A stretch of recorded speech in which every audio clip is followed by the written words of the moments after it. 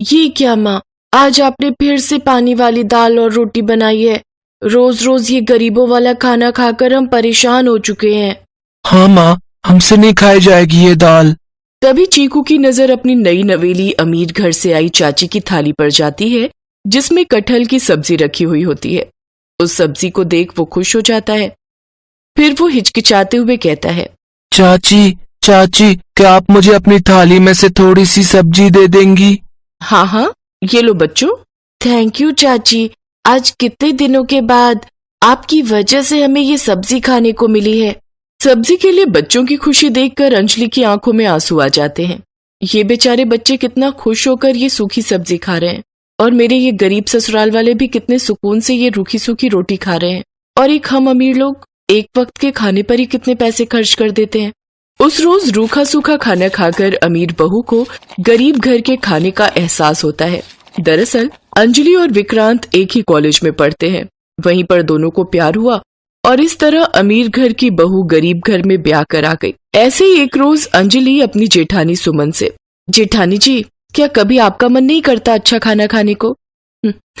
अच्छा खाना और पहनना किसे पसंद नहीं है अंजलि, लेकिन हम गरीबों के नसीब में तो ये होता ही नहीं। जब से ब्याह कर इस घर में आई हूँ, बस घर का रूखा सूखा ही खा रही हूँ। किस्मत में हुआ तो हमारा ये गरीब परिवार भी कभी अच्छा खाना खा लेगा। अपनी जेठानी के मन में दबी अधूरी ख्वाहिश को देख अंजलि की आंखें भर आती हैं। फिर वो अपने पति विक्रांत से कहती है, विक्रांत, मुझे भी जल्दी से काम शुरू कर देना चाहिए। देखो, मैंने MBA किया हुआ है तो मुझे भी नौकरी करनी चाहिए। साथ मिलकर कमाएंगे तो इस घर की गरीबी को दूर कर पाएंगे। ठीक है अंजलि, जैसा तुम्हें ठीक लगे। कुछ ही दिनों में अंजलि की एक बड़ी मल्टीनेशनल कंपनी में HR की नौकरी लग जाती है, जहां 60,000 महीने की उसकी तनख्वाह होती है। अपनी पहली तनख्वाह आने पर अंजलि अपने सब घर वालों को एक अच्छे रेस्टोरेंट में लेकर जाती है और उन्हें बढ़िया सा खाना खिलाती है। सारा गरीब परिवार वो खाना खाकर बहुत खुश होता है। तभी उसकी सास अंजलि के सिर पर हाथ रखकर कहती है, जीती रह बहू, आज तेरे कारण हम गरीबों को भी बढ़िया खाना खाने को मिला। हाँ चाची, वरना पीली दाल के अलावा तो माँ कुछ और बनाती ही नहीं थी। ये सुनकर सब हंसने लगते हैं। ऐसे विक्रांत और अंजलि मिलकर मेहनत करते हैं। फिर कुछ समय बाद वो अपने जेठ जेठानी को 2 लाख रुपए देकर कहती है, ये लीजिए जेठ जी, अब आपको मजदूरी करने की कोई जरूरत नहीं है। आप और जेठानी जी मिलकर परचून की दुकान खोल लीजिए। उन पैसों से जेठ जेठानी दुकान खोल लेते हैं, जिससे घर खर्च चल जाता है और अंजलि और विक्रांत की कमाई से वो नया बड़ा घर बना लेते हैं।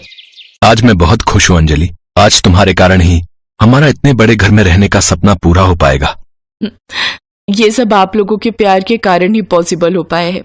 विक्रांत, मैं चाहती हूँ कि नए घर के गृह प्रवेश पर हम एक बड़ी सी दावत रखें, जिसमें हम गरीब लोगों को बुला सकें, ताकि उन मजबूर लोगों को भी अच्छा खाना खाने को मिल सके। इस तरह अंजलि एक बड़ी सी दावत रखती है, जिसमें तरह तरह के पकवान और मिष्ठान होते हैं। सब गरीब वो खाना खाकर बहुत खुश होते हैं और उन्हें ढेरों आशीर्वाद देते हैं। अब अंजलि अपने गरीब ससुराल वालों के साथ नए बड़े घर में रहने लगती है और हर रोज तरह तरह के पकवान बनाकर वो खाते हैं।